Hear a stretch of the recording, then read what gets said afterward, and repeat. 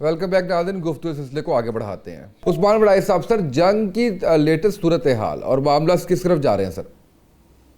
जी, इस वक्त जो सिचुएशन है उसके अंदर देखना पड़ेगा कि अमेरिका जो है अपनी पॉलिसी को दोबारा से शिफ्ट कर रहा है। वो ट्रिपल थ्रेट के साथ ईरान को स्क्वीज करने की कोशिश कर रहे हैं।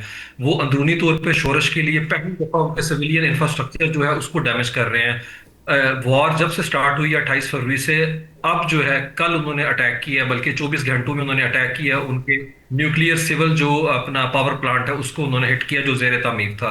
उसके अलावा वो ग्रिड स्टेशन को टारगेट कर रहे हैं, वहां के ऊपर ब्रिजेस को अटैक कर रहे हैं।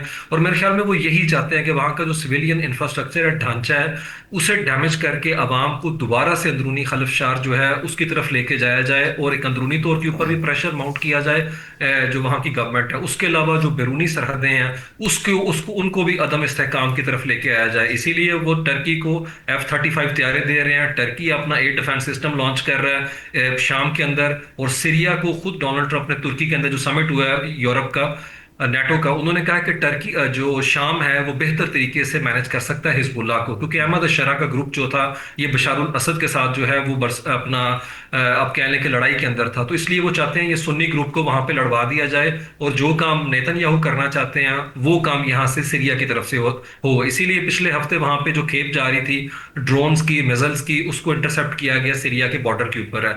फिर हम देखते हैं कि इस वक्त जो तीसरी चीज वो करना चाह रहे हैं, वो चाह रहे हैं कि जो ग्लोबली एक नैरेटिव शेप किया जाए और यूरोप जो कि इसको पराई जंग मानता है, उनके जो एनर्जी सिक्योरिटी का इश्यूज हैं उसको नथी कर दिया जाए अमेरिका का जो ईरान मुखालिफ एजेंडा है। और वही चीज हम देखते हैं कि यूरोप जो है आज क्या कह रहा है। यूरोप कह रहा है कि लेबनान के अंदर से यूनाइटेड नेशन की जब फोर्सेस विड्रॉ करेंगी इस साल के एंड के हम्म। ऊपर, तो यूरोप अपने नाटो के ट्रूप्स वहां पे डिप्लॉय करे। इसका मतलब है आप यूएन को मुकम्मल डिसफंक्शनल करना चाहते हैं, ग्लोबल गवर्नेंस सिस्टम को।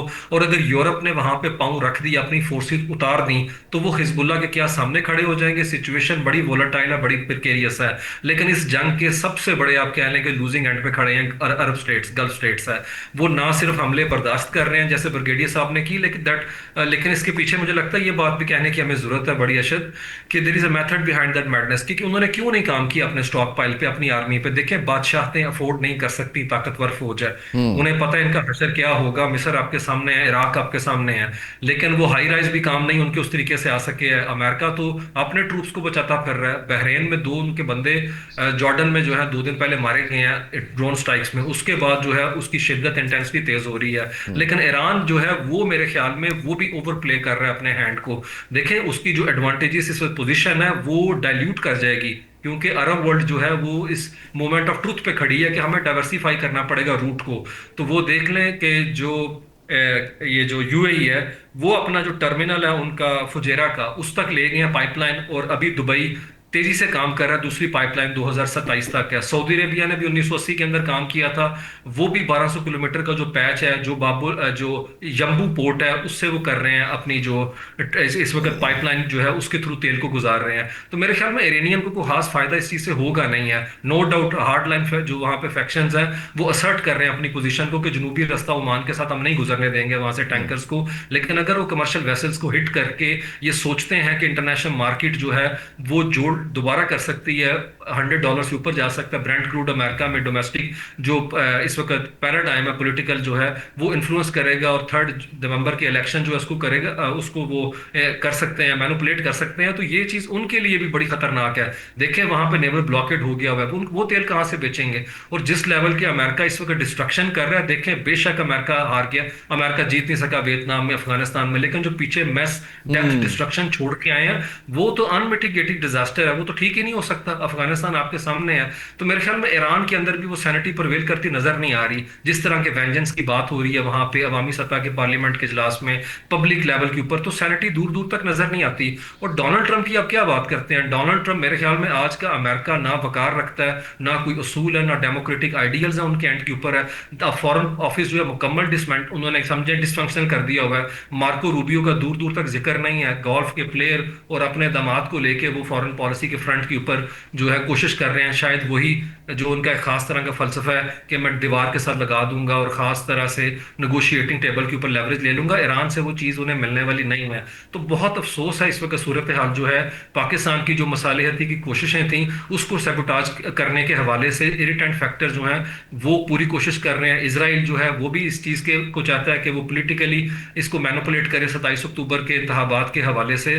तो चीज़ें इस वक्त जो हैं वो समझे डेवलपिंग स्टेज के ऊपर है, लेकिन ईरान की तरफ से भी मुझे लगता है रिस्ट्रेंट हमें उस तरह से नजर दिखाई नहीं दे रही। इसीलिए आप देखें कतर के अंदर तुर्की बैठा है, तुर्की के जो वजीर खारजा बैठे हुए हैं, इराकी वजीर आजम, इन दोनों के बॉर्डर ईरान के साथ शेयर करते हैं, वो लिंगर ऑन नहीं कर सकते। और याद रखें दोनों फरीक प्रोटेक्टेड वॉर नहीं चाहते, ये लॉन्ग टर्म वॉर के मुतहम्मल नहीं हो सकते हैं, और इन्हें शायद इस चीज की समझ नहीं आ रही। आयतुल्लाह मुश्तबा का दोबारा से जो बयान आया है वो बयान पिछले बयान से मुख्तलिफ नहीं है कि हम अमेरिका को सबक सिखाएंगे। देखें ये चेस्ट थम्बिंग, फ्लैग वेविंग और ये जो खास तरह का रेटरिक है, ये मेरे ख्याल में सर्व नहीं कर रहा पर्पस को रीजन लेवल के ऊपर भी, और ग्लोबल जो जियोपॉलिटिकल इसमें का सिनेरियो बिल्ट हो रहा है वो किसी सूरत में तसल्ली बख्श करार नहीं दिया जा सकता। बिल्कुल सही है। बिलाल साहब ये बताइएगा इसका आने वाले दिनों में दुनिया की इकोनॉमी, खासकर पाकिस्तान की इकोनॉमी, क्या इम्पैक्ट आ रहा है सर?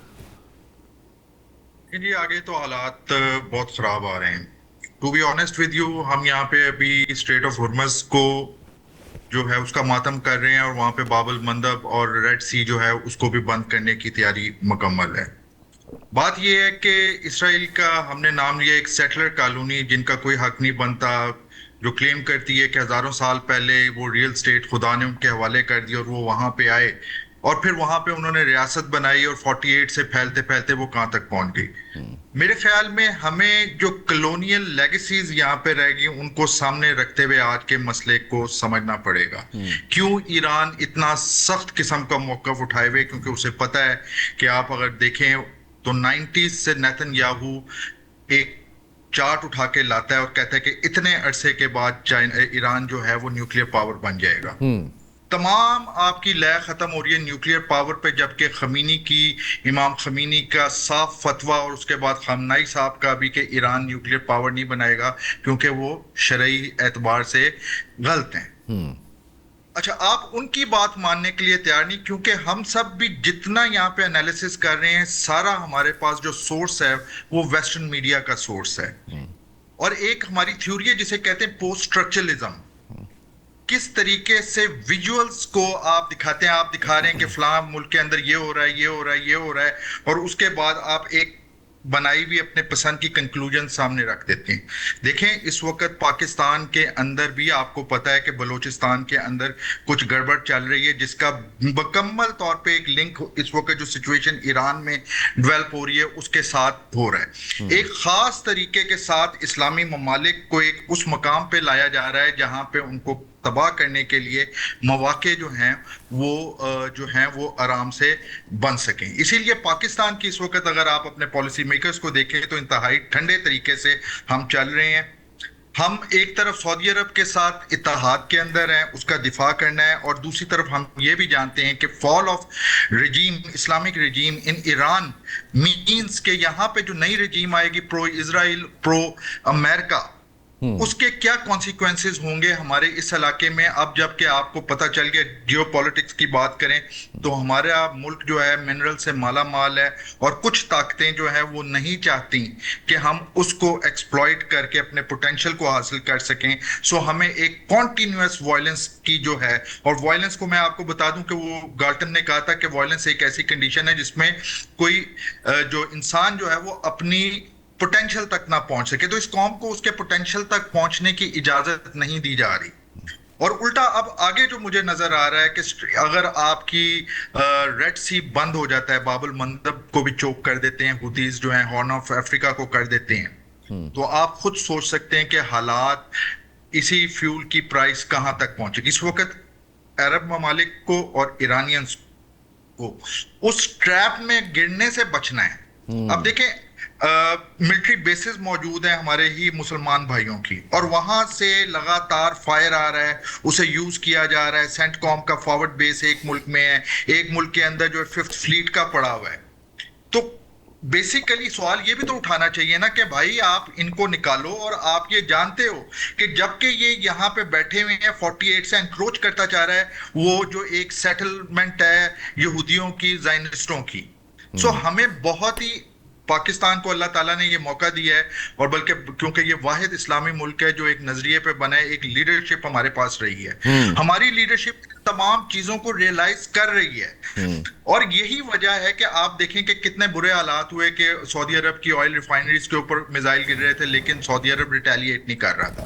अब हमें ईरान को भी ये समझाना है कि भाई वो ममालिक आ रहे हैं इस साइड के ऊपर कि वो अमेरिका के ऊपर उनकी जो एक रिलायबिलिटी थी वो खत्म होती जा रही है। सो आप अपने थोड़ी सी पॉलिसी को चेंज करें। हम ये नहीं कहते कि आप कहीं पे लचक अपने जो है दिखाएं या कोई ऐसी चीज दिखाएं जिसकी वजह से ईरान की सालमियत, ईरानियन रजीम की सालमियत खराब हो। भाई मैं एक बात कहूंगा कि कोल्ड वॉर के अंदर इस पूरे रीजन का, मिडल ईस्ट का ऑर्डर था मोनार्क्स वर्सेस अरब नेशनलिस्ट। फिर इराक के अंदर अमेरिका आया तो 3 पोल बन गए, सुन्नी शिया हो गए, एक तरफ कुर्द हो गए और एक तरफ अरब हो गए। आपस में लड़ो, फायदा कौन उठा रहा है? वो फायदा उठा रहा है इसराइल उठा रहा है। कहीं आज हम दोबारा ऐसी सिचुएशन में तो नहीं आ रहे कि एक ऐसे कॉन्फ्लिक्ट की तरफ हम बढ़ें। और आपको पता है कि इजरायली बड़े अच्छे तरीके से यूज कर रहे हैं। एक तो ये जब आपका मिडल ईस्ट, मौजूदा मिडल ईस्ट बना था, आप देख लें कुर्दों को 7 मुल्कों में आपने डिवाइड कर दिया। एक अननेचुरल किस्म की वो जो स्कॉट पैकेट जो मुआहदा था, एक कहते हैं फुटा रख के उन्होंने जो है बरतानिया और फ्रांस ने जो है वो डिवाइड कर दिया। उसके कॉन्सिक्वेंसेस आज तक हम भुगतने पे मजबूर हैं, अरब ममालिक भुगतने पे मौजूद हैं। अब बहुत होश से चलने की बात है। मेरे ख्याल में हमारी लीडरशिप इस पर लगी भी हुई है। मुस्लिम उम्मा का OIC का इजलास बुलाना चाहिए, उसके अंदर जो है खुल के डिबेट हो। राइट सर, बिल्कुल सही है। मैं सर आगे बढ़ता हूँ। ब्रिगेडियर साहब बताइएगा पाकिस्तान का क्या रोल होना चाहिए सर इस सूरत हाल में? पहली बात तो ये है कि एक अच्छी खबर आज की ये है कि ईरानी आला सतही वफद जो है वो फिर इस्लामाबाद आया हुआ है। तो पाकिस्तान को अपना जो सालिसी का किरदार है इसको दोबारा अदा करने के लिए पूरी कोशिश करनी चाहिए और इस जंग को रुकवाना चाहिए। मैं एक और तरफ भी इशारा करूंगा, वो बड़ा मशहूर है उस अमरीकी जनरल का बयान जिसने कहा था कि मैं मिलने गया तो मुझे बताया गया कि 5-7 इस्लामी ममालिक पे हमला करना है और उनका बंदोबस्त करना है। 1996 में एक प्लान बना था जो अमेरिकन वॉर कॉलेज के अंदर प्रेजेंट हुआ, जिसका नाम है ब्लड बॉर्डर्स, और वो प्लान बनाया था मरीन्स के एक lieutenant colonel retired Ralph Peters ने। उस प्लान के मुताबिक पूरी जो इस्लामी दुनिया है इसको नस्ल की बुनियाद पर डिवाइड कर देना। और इसीलिए आप देखें कि आपके ऊपर जो खुफिया यलगार है उसमें इस किस्म के अल्फाज बोले जाते हैं कि बलूचिस्तान बलोचों का है और हम फलाने के हैं, यहाँ फलाना का है। वो भाई पाकिस्तान आर्टिकल 15 आपका बड़ा क्लियर है, मुझे हक हासिल है और मुझे आइन जमानत देता है मेरी जानो माल और इज्जत की तहफ़्फ़ुज़ की। अगर मैं जाके पसनी या गवादर या और मारा में घर बनाऊं और वहाँ अपना कोई कारोबार शुरू करूं, वहाँ ज़मीन खरीदूं और काश्तकारी शुरू करूं, तो ये जो बयान आता है इसके ऊपर हुकूमत की तरफ से कोई बोलता नहीं। बलूचिस्तान पाकिस्तान का है, पंजाब भी पाकिस्तान का है।